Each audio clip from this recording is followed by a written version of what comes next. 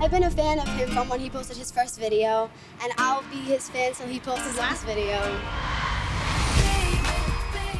Justin Bieber finally got some good news after his movie Never Say Never was bested at the box office and at the Grammys for Best New Artist.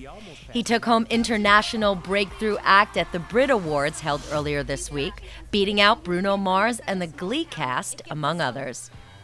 Among those from the UK, Plan B took home the award for Best British Male Solo Artist, besting Robert Plant, Tinie Tempah, Paul Weller, and Mark Ronson.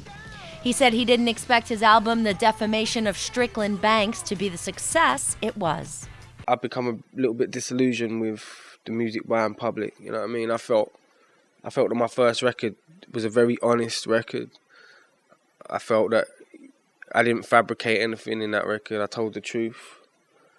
And I think it was a good record, and it was critically acclaimed. It just didn't get the love from radio and the places that could have made it bigger. I just didn't get that kind of love. So I just figured with this record, the same thing would happen. Even though it was less explicit, even though there wasn't all the swearing, it was still a record made by me, and I am that person from the first record.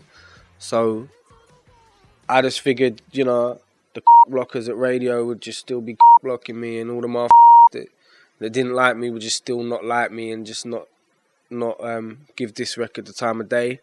So I was surprised when they did. Tinie Tempah was honored with Best British Breakthrough Act, and his song Pass Out also beat singles from Teo Cruz, Plan B, and Florence and the Machine for Best British Single. Tempah talked about having both a #1 single, which led to a #1 album, with Disc-Overy.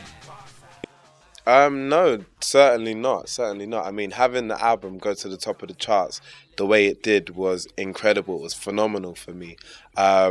You know, it's something I'd always hoped and dreamed about. But like I said previously, it's one thing for people to support a single. You know, in this modern day and age, it's very much about singles. It's a singles market. People hear what songs they like. They go on any digital download store and they buy the song. They never really go on to follow through and buy the album. So I was a little bit nervous in that sense. But when I saw it go to the top of the charts and hit #1 and then eventually go platinum, it kind of reassured me and allowed me to believe that, you know, I do have real, genuine fans who kind of support everything I do and have trusted all the singles enough to go on and buy the full body of work.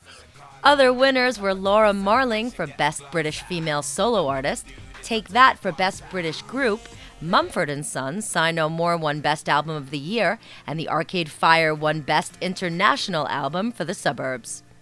CeeLo Green won for Best International Male Solo Artist, and Rihanna won for Best International Female Solo Artist.